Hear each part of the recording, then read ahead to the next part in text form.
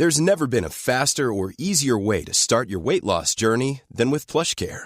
PlushCare accepts most insurance plans and gives you online access to board-certified physicians who can prescribe FDA-approved weight loss medications like Wegovy and Zepbound for those who qualify.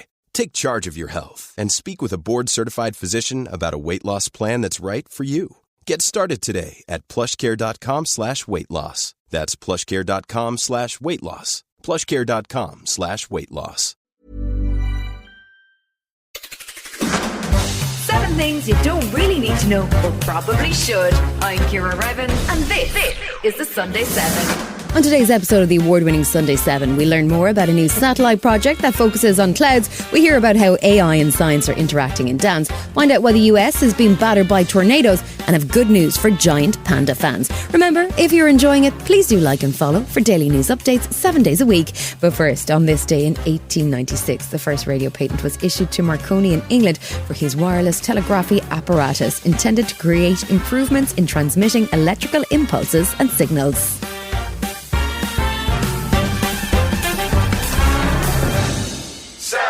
It's a rare day in the UK that we don't see clouds in the sky, but science actually knows relatively little about clouds, and particularly about how they work when it comes to climate and temperature regulation.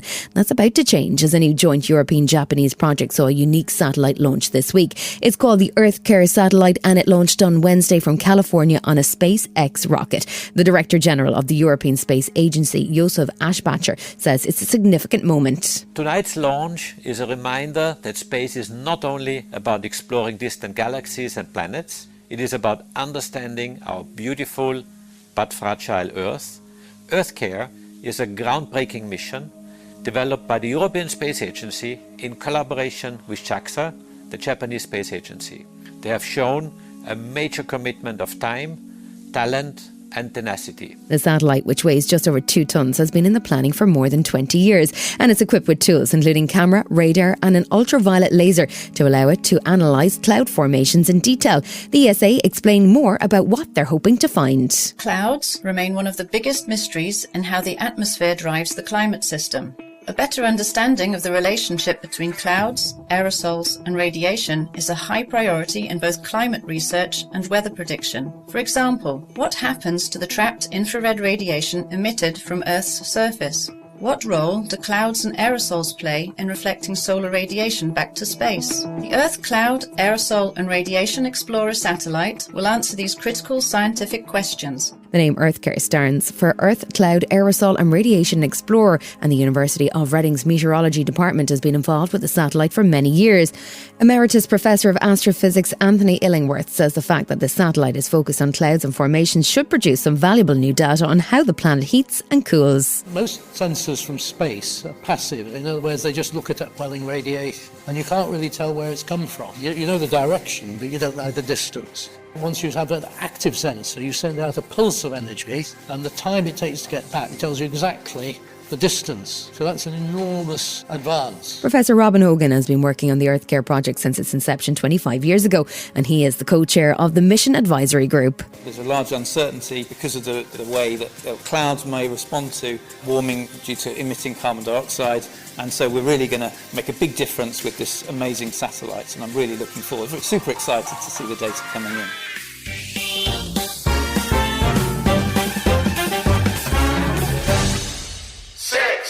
It's been a weird week in tech, to be honest. We've had Donald Trump suggesting he might give Elon Musk a role at the White House. Google seems to have lost its mind. There's a billionaire who wants to take a submersible to the Titanic, which seems unwise. And we've seen Canva bring nuclear levels of cringe to their latest company presentation.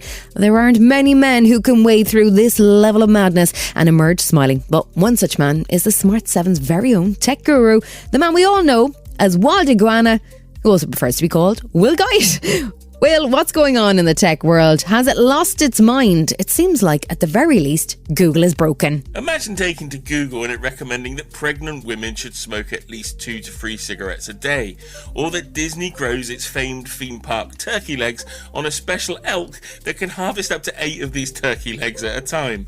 Google's new AI search function has had a bad day at the office and has been coming out with some stone cold bullshine. Surely this is potentially catastrophic for the world's favourite search engine engine. Can they just unplug this AI system, Gemini? Given that Google quietly binned or at least rebranded their previous AI system called Bard because it was littered with similar errors and mistakes, which are known in the AI world as hallucinations, and even reimagined former US presidents as black, leading some idiots to suggest that Google's AI was deliberately woke. I doubt that Gemini will get unplugged, but Google are claiming that these false results are part of the testing phase, but they're still embarrassing nonetheless. So our search engine hallucinations, something we'll just have to live with. Until a few weeks ago, ChatGPT thought I was the presenter of the weekend breakfast show at the radio station LBC, a surprise to me and no doubt a surprise to the bosses who hire me to talk technology. Around a year ago, a Dutch AI professor referred to chatbots as bullshitters on steroids, and he clearly wasn't far off. As the large language models behind these chatbots are continually trained and the data that powers them improves, I think we'll see less of these hallucinations and rubbish. But until then, let's just revel in the fact that Google's Gemini has been suggesting that former Irish leader Leo Varadkar is 2,740 feet tall. And I have to play you a little bit of madness from Canva, who are sort of the new starter version of PowerPoint, right? This was at their latest presentation, a sort of rap battle between a customer and a hip-hop host. Design to departments really our dream. More than on the surface, our service is serving team. Color me intrigued, but I'm not yet sold. Security! Said that already, it's getting old. What are they thinking? It is hard to know what they were thinking, but serious tech money and nerd humour are a heady and potentially dangerous mix. Described by many on X as the equivalent of a Say No to Drugs rap group touring schools in the mid-90s, this song was meant to showcase the features and benefits of this free-to-use graphic design tool, but was a cringe fest from start to finish. I've seen some steaming turds in the world of tech over the years, but this one has floated right to the top. Who on earth would have thought that attempting to copy Hamilton the musical could ever work? But still, this would take some effort to beat Bill Gates and a bunch of Microsoft dad bosses grooving and literally whooping to the Rolling Stones tune back in 1995 for the Windows 95 launch. And finally, it's been less than a year since we saw the disappearance and implosion of the Titanic submersible, but there's a new billionaire who wants to get back in the water. Who and why? Larry Connor is a US real estate investor who says he wants to show the world that submarines and submersibles are safe, following last year's tragedy that gripped the world and saw 5 people lose their lives as their vessel imploded. He's teamed up with the boss of a submersible company to make this possible. They're going to use a £15 million craft which can submerge to around 4,000 feet. That's a long way under the surface, and apparently this will be done with materials that weren't even invented 5 years ago. The people working on this project say their submarine will go through strict marine certification and approval before diving, whereas the Titan from last year had not, and actually used an off-the-shelf games controller for its steering. There's no time yet for this dive, but it will happen when they have full approval. Still to come on the Sunday 7, how ballet and music are shaping AI, and a new machine learning scheme to protect older people living alone.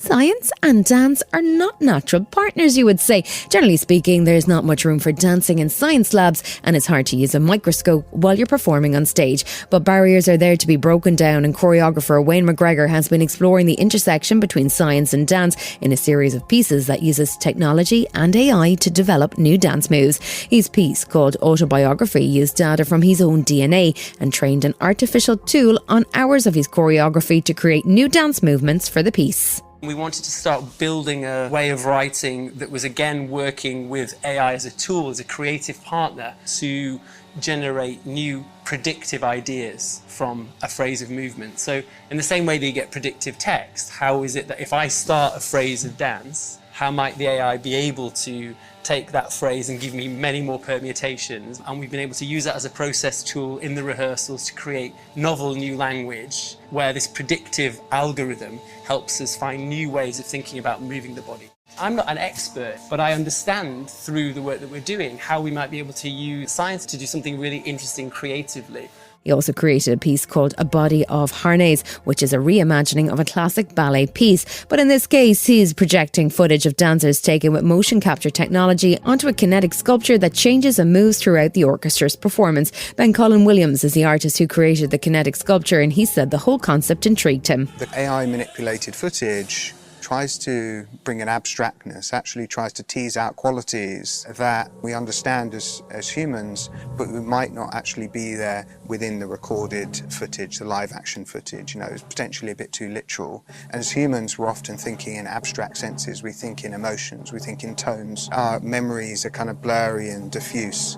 So some of that is actually trying to kind of humanize some of this very kind of perfect digital footage, and paradoxically is using AI to do that.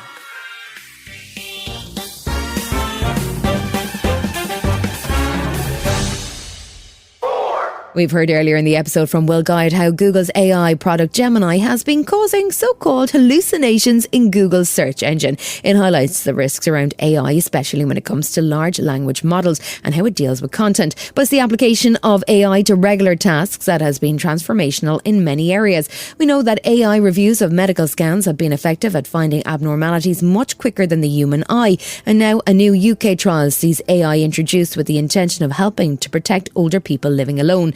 The pilot scheme sees 19 homes across Scotland equipped with an AI-powered device that links into the home's smart meter and can track usage patterns on common household items like kettles, washing machines or electric showers. Using machine learning, it can start to detect household routines, and for older people living alone, a disruption in their routine can mean that they need assistance. Alan Fraser is one of those involved in the pilot scheme, and he explains how the system works to trigger alerts for his carers. I have said that I'll be doing certain things, like simply getting up in the morning and switching the kettle on. They know within this scheme whether I have done that or not. Keith Fraser is Alan's son, and he says the scheme has provided a lot of reassurance for him without intruding on his father's privacy. I can see it immediately applicable to so many people's lives who maybe have a loved one that they don't necessarily want to be overtly monitoring, but it just lets them know that they're doing their normal day-to-day thing.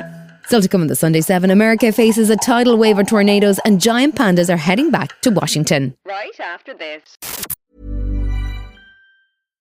Give them a gift they'll never forget, because they'll still have it years later. American Giant makes clothes that just keep getting better with age. Like their iconic full-zip hoodie that's designed to last for decades, because a gift they'll wear for years is a gift that keeps on giving. So be a gift-giving giant this holiday season at American-Giant.com and get 20% off your first order when you use code GratefulAG23. That's 20% off your first order at American-Giant.com, code GratefulAG23. Welcome back.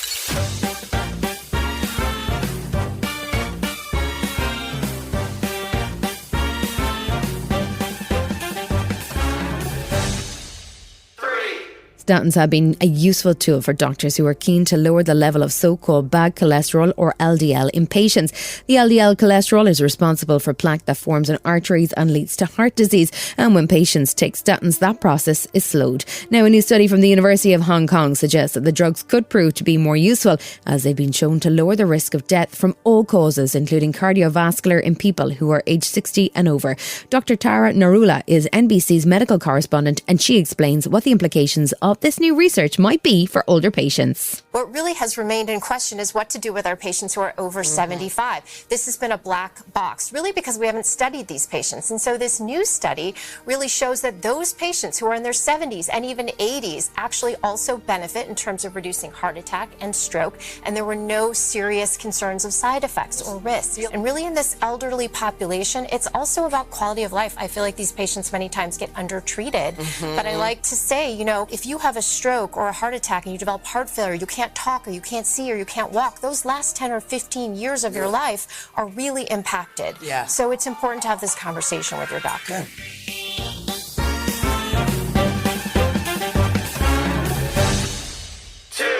Climate change is having an increasing impact on weather patterns around the world. We've seen a sharp uptick in incidents of turbulence affecting flights, and there have been heat waves, floods and drought all around the world. The US is suffering a dramatic series of climate-related events too, with a wave of tornadoes and storms leaving more than 20 dead across central states over last weekend. William Bunting is the Deputy Director of the National Oceanographic and Atmospheric Administration Storm Prediction Centre, and he says the number of incidents is startling and it's still early in the season. He even though May is typically the most active month for tornadoes, the numbers that we've seen this year, and really going back to the last week of April, have been astounding. Only equaled one other time, and that was during the historic tornado season of 2011. So over 1,000 preliminary reports of tornadoes, over 4,200 reports of damaging thunderstorm winds, large hail, and tornadoes. So just a very active start. We did not have many cold fronts during the winter penetrate into the Gulf of Mexico. And so for that reason, among others, the Gulf of Mexico is quite warm, well above average.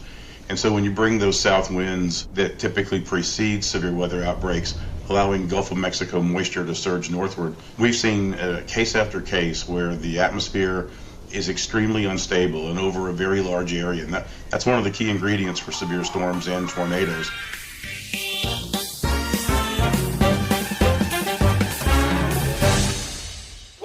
There was good news for US panda fans this week. Recently, China has been recalling its giant pandas from around the world, with zoos in the UK, the US, Japan and the Netherlands all bidding farewell to the giant animals. The panda has been a symbol of China's soft diplomacy over the years. Since 1972, when on a visit to China, US President Richard Nixon and his wife Pat were offered 2 pandas for the Washington Zoo. Now, there's been a thawing in diplomatic relations as the Smithsonian Zoo got US First Lady Jill Biden in this week to announce that 2 pandas are on the way.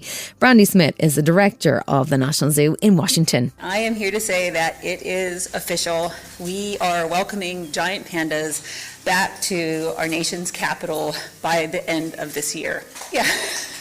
Yes, absolutely. The Smithsonian and the China Wildlife Conservation Association have reached a 10-year cooperative breeding and research agreement for giant pandas. Chinese ambassador to the US, Feng, says it's a good sign for US-China relations. So far, China has worked with 20 countries on panda conservation. The United States was among the first. Together, our researchers have successfully bred 17 pandas, panda cubs, and solved a number of technical challenges. This has been the Sunday 7. Wherever you're listening, do us a favour and hit the follow button. We'll be back tomorrow at 7 a.m. with the regular Smart 7. Have a great rest of your weekend. Written, produced and published by Daft Doris. Across America, BP supports more than 300,000 jobs to keep our energy flowing. Jobs like updating turbines at one of our Indiana wind farms and producing more oil and gas with fewer operational emissions in the Gulf of Mexico. It's and, not or. See what doing both means for energy nationwide at bp.com/investing in America.